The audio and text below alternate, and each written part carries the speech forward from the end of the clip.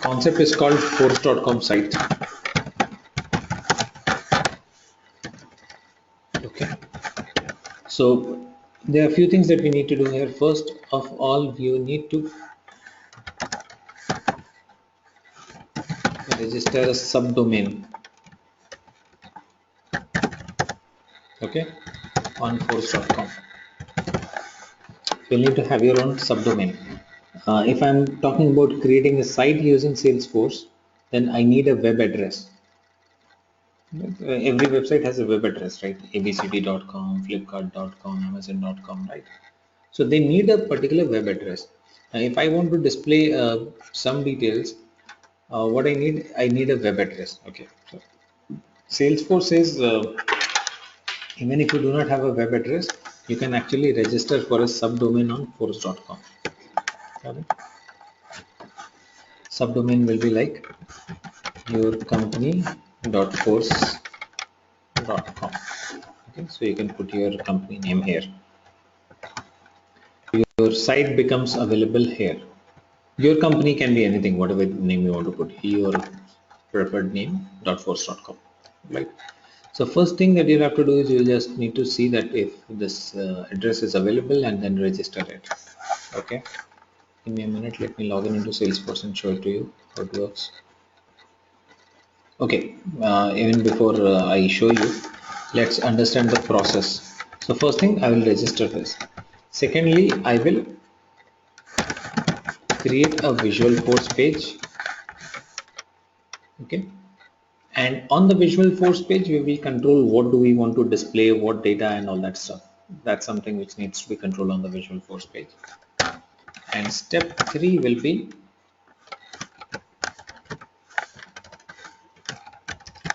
allowing the Visualforce page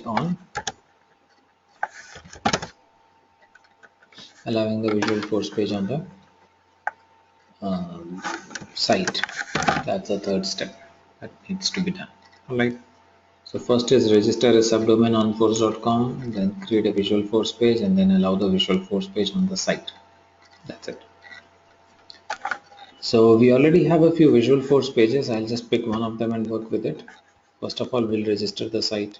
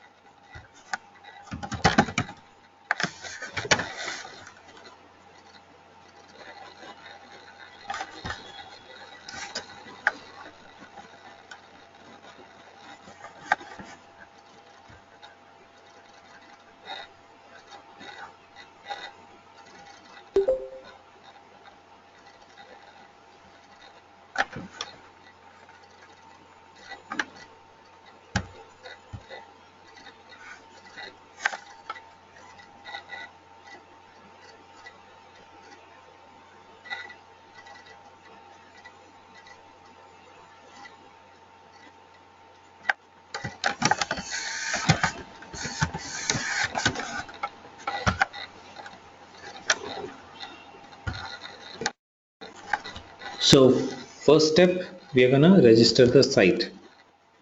How do you do that? Go to setup, uh, develop sites. Okay, so you just need to go to setup, develop sites. See, this is the registration process. I told you this thing, mycompany.force.com, that's what you'll have to take. So that's fine. All that we have to do is we just have to take the site from here. So I can try and put whatever name I want.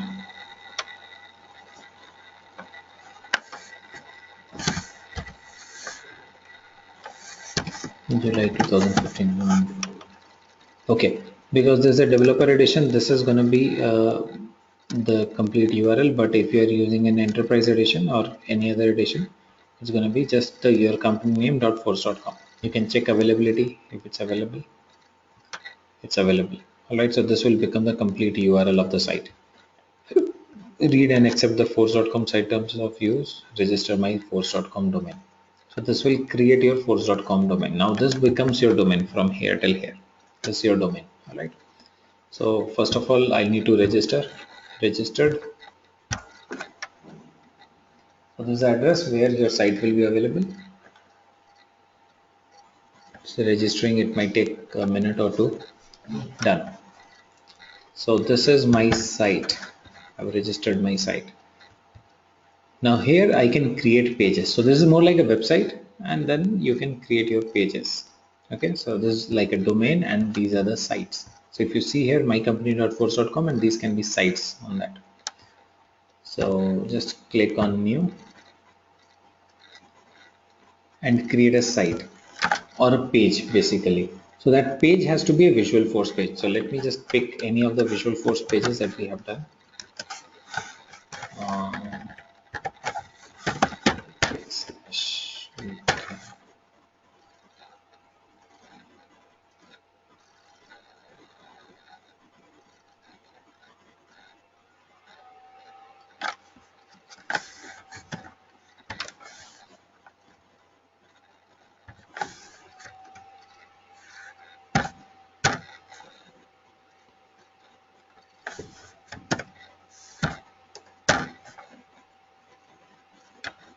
okay, V16. Let's say this is the page that I want to display to public, or V17.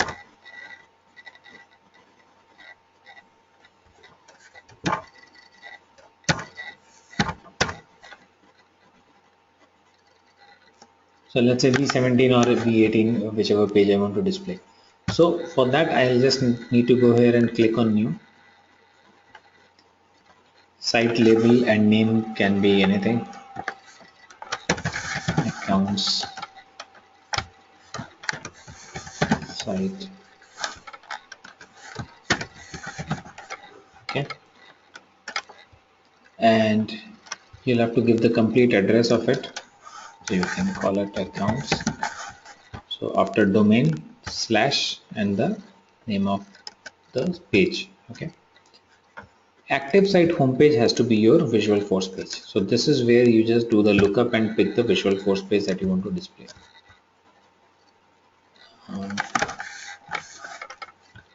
So V17 is what I was searching. Okay, that's it. So the Visualforce page that you want to display here has to be the active site homepage.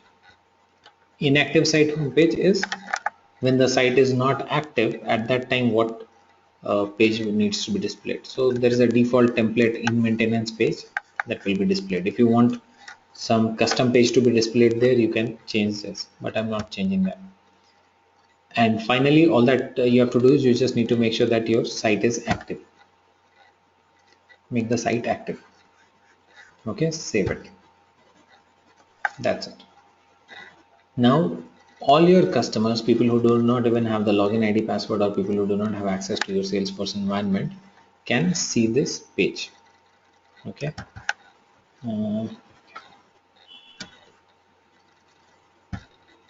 Preview as admin.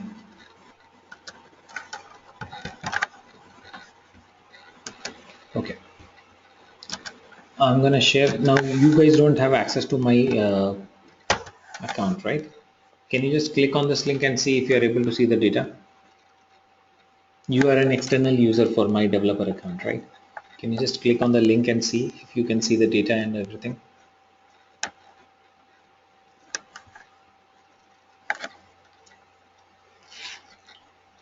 Let's quickly check. Cannot see data. That's what Rohit says. Who can see data? No, we can't see. Okay.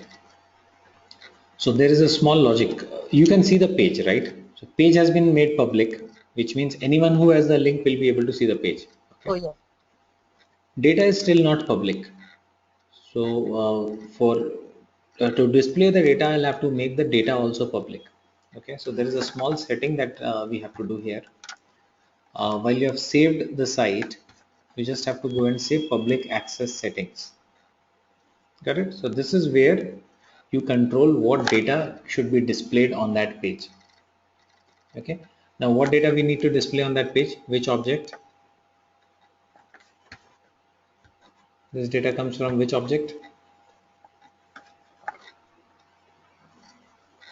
For this page V17, the data is coming from which object?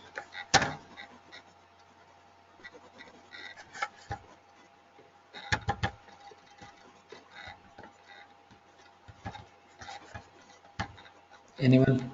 Sorry? The accounts, Account. account. Right. So it's basically coming from the account object, right? So if I want people to see this data, which object I'll have to give the permission on? Account, right? And what level of permission do I need to give? Read, write, edit, delete. What level of permission is required? Public access. Public We have access to give the setting. public access, right? Public access we'll have to give, but what level of access I need to give? Read, write, edit, or delete? Okay. Which one? Read or write or edit or delete? I think it's just read. If I give a read access, people will be able to see it, right? The view level. Yeah, read basically. Okay, so that is the thing. So in case I want people to see that accounts data, the minimum access that they need is a read access. Even if I give a write access, that's fine, but minimum is a read. Okay, so I just need to go to public access settings and control this permissions here. So just go ahead and click on edit towards the end. If you remember that profile wala thing, in the profile we give the access and all, the same way you come here and give the access for this page. See, right now the account access is 0. There's no read access here. You can give a create access also, but that's not required for my page. People are not creating records there. They are just going to view the record data. Okay, so if I give a read access, that should solve my problem. Save it.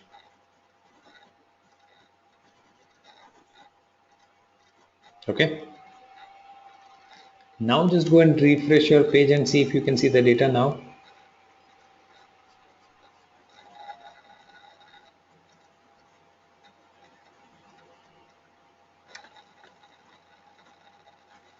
Do you get the data now?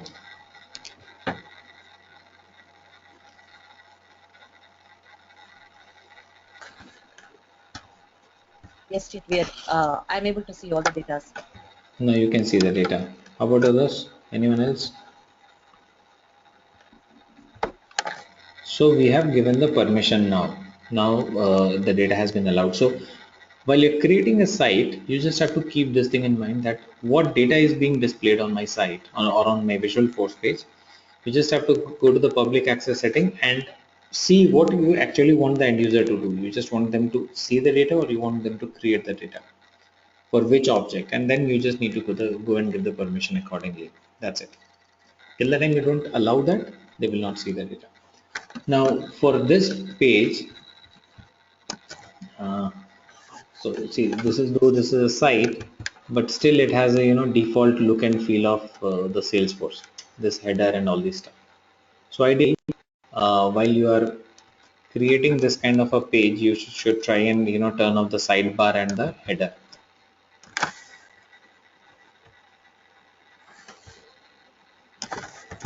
So let's say sidebar equals false and show header equals to false, because you don't want them to see this page as a Salesforce Visualforce page or something like that, right?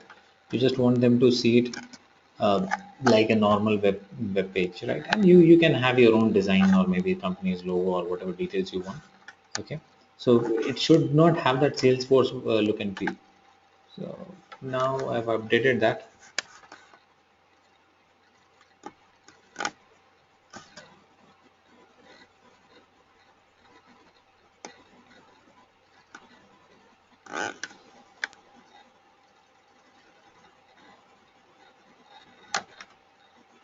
See, the header is gone.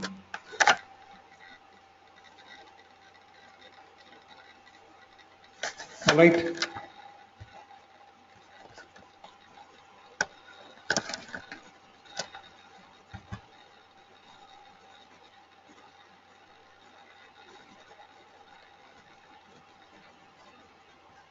Tell me if you have any questions or doubts here.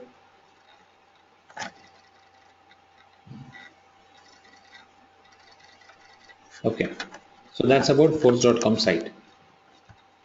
So that's how it needs to be done. All that you have to do is register a subdomain, okay, for a company. On developer edition, you will be allowed to create only one site on the subdomain. We are currently using a developer edition. It allows only one site. On an enterprise edition, you can create up to 25 sites. Okay, so kind of a complete business process, or kind of a shopping cart kind of a model can run on this. 25 pages are good enough. I would not say that with 25 pages you can handle big e-commerce, but a standard size or okay size of an e-commerce can also be handled. Got it? 25 sites is a good thing. Like, so a lot of things can be actually controlled online. Okay, clear. Now there is another thing which Salesforce provides you, which is called a customer portal. Okay, what is this customer portal? Customer portal is similar to the sites concept, but this is where you can actually have the portal login ID password and you can give it to your customers. In the site, what is the concept? Site, we are creating an open URL which anyone can access, right? You can see someone else has the link, they can access. So that's more like a website. Portal is where your customers will have the login ID, they will have the password, they can log in and see the details of their own account, or maybe raise a case, that sort of thing. Okay, now in that case, what you need to do is you actually need to go ahead and buy the licenses from salesforce.com. For force.com site, you do not have any additional expenses. All that you have to do is you just have to go ahead and build the site. Once you have built the site, after that there is no money involved in, there is no expenditure involved in that. You don't have to pay to anyone. Whatever Salesforce default pricing you are paying, that's it. But with a customer portal, Salesforce gives you additional licenses for your customers. Okay, and for each license, again, there will be a price involved. So if you have 20 customers, Salesforce will give you 20 customer portal licenses, and each portal license they will charge you a certain amount. The same thing goes for if there are 50 or there are 100, so they are gonna charge you for that. Correct? Okay. So that's about the customer portal thing. That's how a customer portal works basically. So let's see, how do we enable the customer portal? All that you have to do for a customer portal is enable it. So you just need to go to setup, then go to customize. Okay. So we need to go to setup, and then we need to go to the customize, and under customize we need to go to customer portal, and under customer portal you need to go to settings,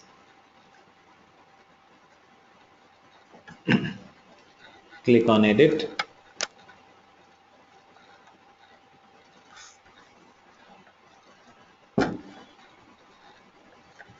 and say enable customer portal. That's what we need to do. Okay, so by default customer portal is not enabled for any of the org. In case your company wants to use customer portal, all that they have to do is just go to setup, customize customer portal, enable customer portal. Now once your customer portal is enabled, what will happen is you will be able to create users for you from your customers. My customers are listed in contacts, accounts and contacts, right? And if I want them to be able to log in, I'll need to create them as users also. Got it? So that's what the logic is. So once you enable this, you will be able to convert your contacts into users. Got it? So just go ahead and click on save, enable the customer portal part. Once it has been enabled, you will have the option of going into a contact and converting that contact into a customer portal user, okay, or an external user. Just give me 1 minute. We'll create an example and see that. See what all users we have here currently. So we just have one user here.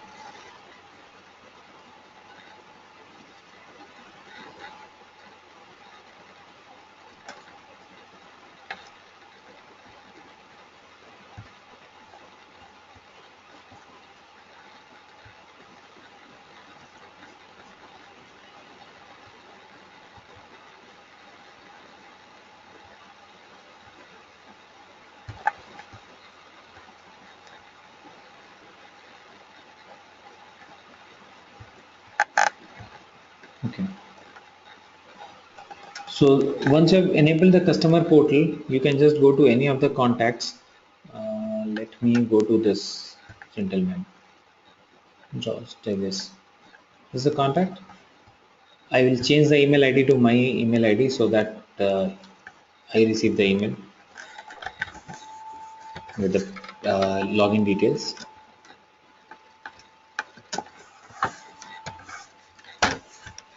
Okay, that's it.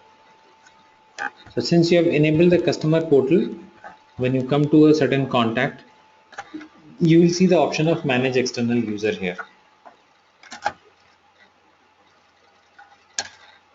right? So this manage external user, you have the option to enable customer user. Got it? So you can enable it as a customer user. The moment you enable this as a customer user, right now it's a contact. It creates a user with all these details. Okay, and then this guy will receive an email with his login credentials so that he can actually log in into Salesforce. Got it? So all that we have to do is we just have to say enable customer user here. The moment you do that, it automatically starts creating a user for that same contact. Okay, you can just go ahead and click on save. An email with all the detailed instruction about how he can log in, his login ID password will be sent to the email ID.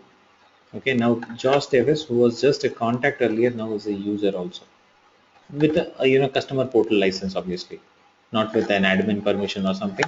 He just has a customer portal license, so he'll just be able to do certain things, not everything. Like he can view the account and he can actually raise a case, these kind of things. He cannot see the entire data. All right. Now a user has been created for George Davis, and now if I just go ahead and check my email, just give me a minute. Let me check my email.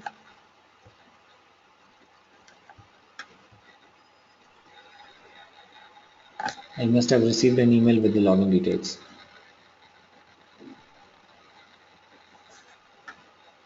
which ideally the customer will receive.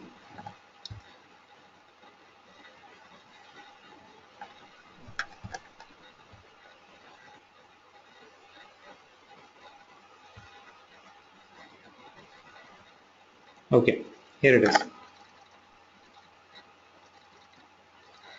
Do you see this?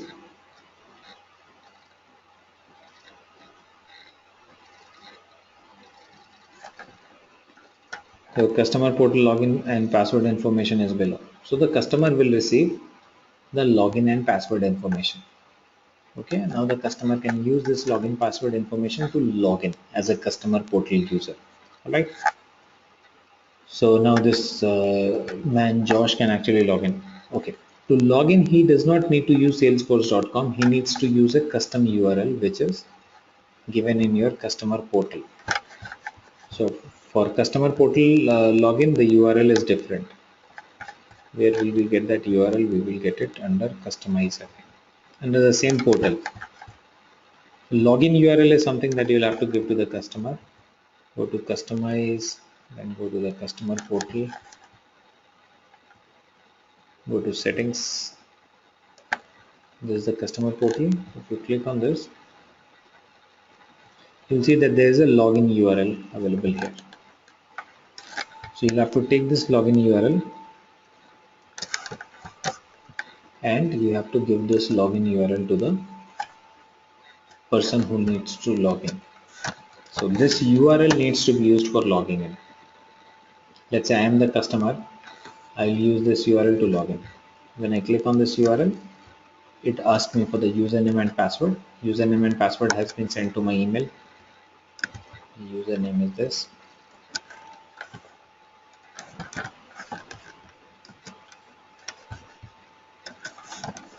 And password is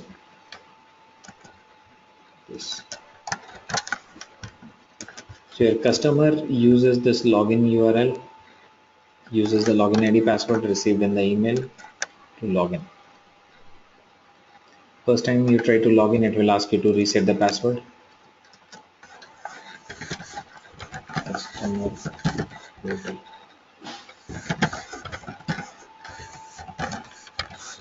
Save.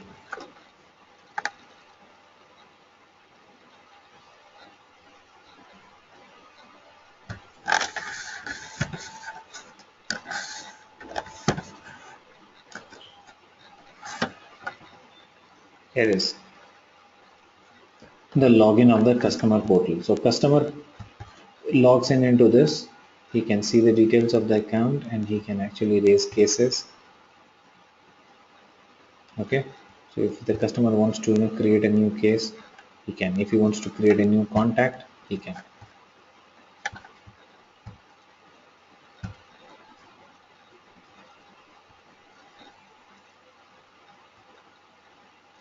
Got it?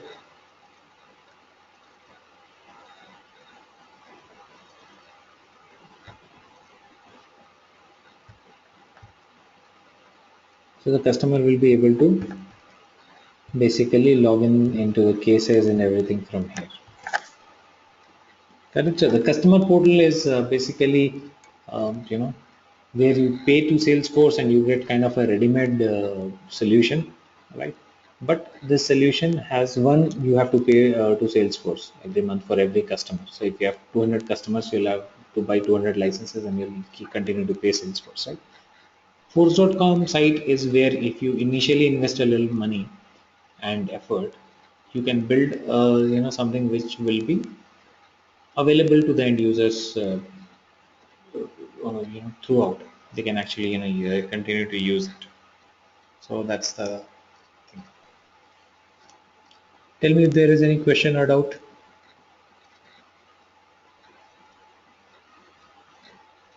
Is it okay? Clear?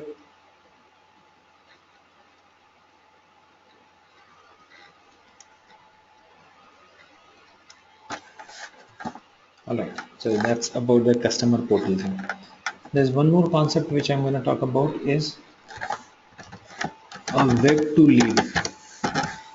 Web to lead is a very simple concept. On the same lines, web to lead is in case you want your leads to be created directly from website. So sometimes you might have seen a contact us page on the website. Some websites we go and we find that there is a contact us page available there, right? In the contact us page, uh, what happens is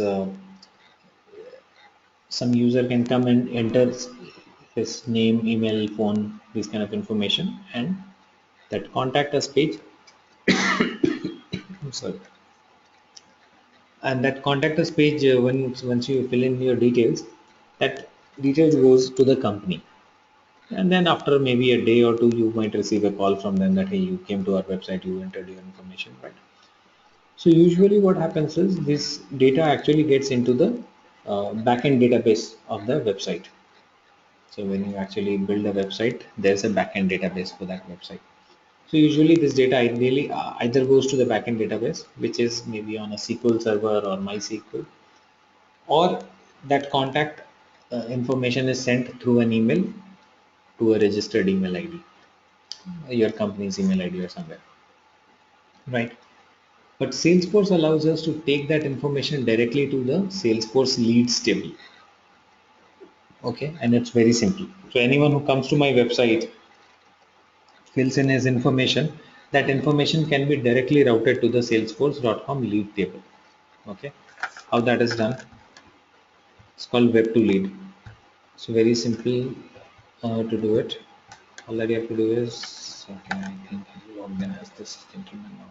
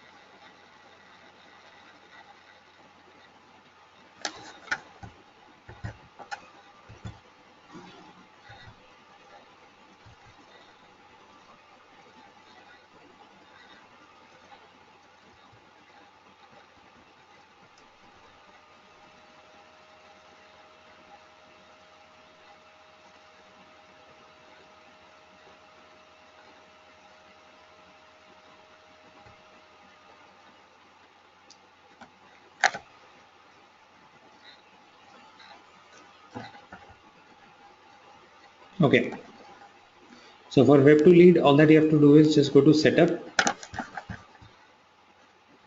customize leads, and there is this option of set up customize leads, and then go to this web to lead, right? So set up customize leads, web to lead, and here you have to create the web to lead form, right? So just go and click on create web to lead form. Creating web to lead form is pretty simple. You just need to decide on which all fields you need on that form. So this is the form that you would display on your website, right? And what all fields you want the end user to enter. I don't want city and state information. I just want the first name, last name, email, company, and phone information, let's say phone and mobile, whatever. I mean, whatever fields you want to take from that, just need to select those fields. All right, and these all fields are from the leads table. Then define a return URL. Return URL is once they click on the submit button, what is the return URL that they will get to see. So let's put wikitrainings.com. Click on generate. This will generate the code for you, the HTML form code for you. Okay, all that you have to do is copy and paste the sample HTML below and send it to your webmaster. So all that you have to do is you just have to share this with your webmaster. Now the webmaster, the person who is designing the website, will put this code in his website and he will take care of the styling and everything, so that the styling of this form matches the default styling of your website. All right. So to test it, what we can do is we can just create a notepad. Sorry, we can create an HTML file and test it. Give me a minute.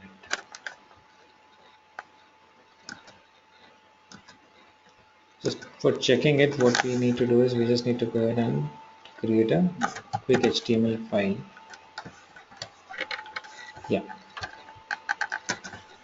Just for the testing purpose, what I've done, I've put it in a notepad, the code, and then I would save it as HTML.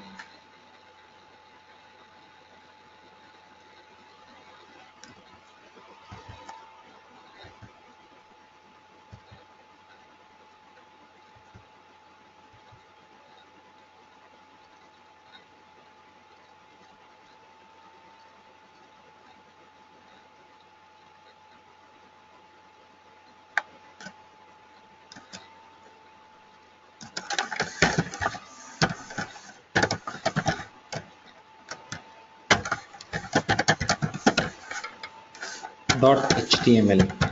So I'm just saving it as an HTML file. Okay, so that it gets saved as a .html file. Now I can open that HTML file and access that.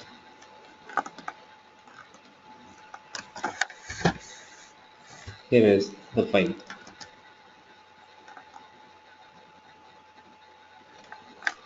Okay, so when I open the HTML file, it opens as a form. Whatever information I enter here and click on submit, this will directly go to the leads table. So let me enter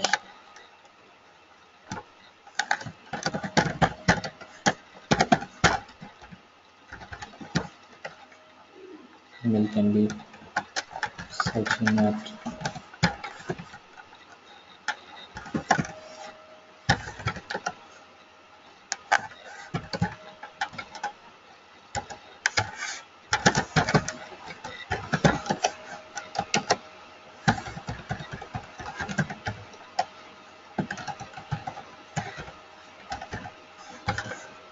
alright.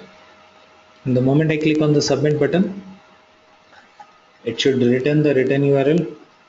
I mentioned URL as a return URL, so it will take me to that return URL. That's something which it is doing.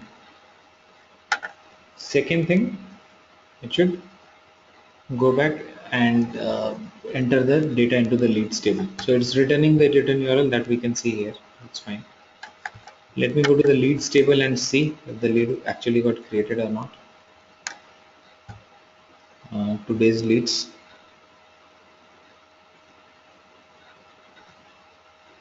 See.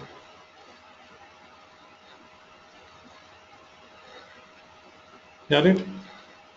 So for me it was just on the HTML, but your website designer can actually put it on the contact us page of your website or whichever page you guys want it. Right? So this web to lead is a very simple thing. Okay, which can be readily created. Exactly the way we have a web to lead, we have another option available, which is called web to case. Similar to web to lead, there is another option which we have is web to lead, and there is something called web to case, which works in the same way. There is no difference. So you can actually go and try web to case on your. So for these two objects, Salesforce by default gives you this option that you can actually enter the data into that. For other things, something which is not a web to lead or something which is not a web to case, for other things you can actually do it on your phone using the force.com sites. So if you want to create accounts or the contacts or something else uh, from the website directly, you can actually use the force.com site for that.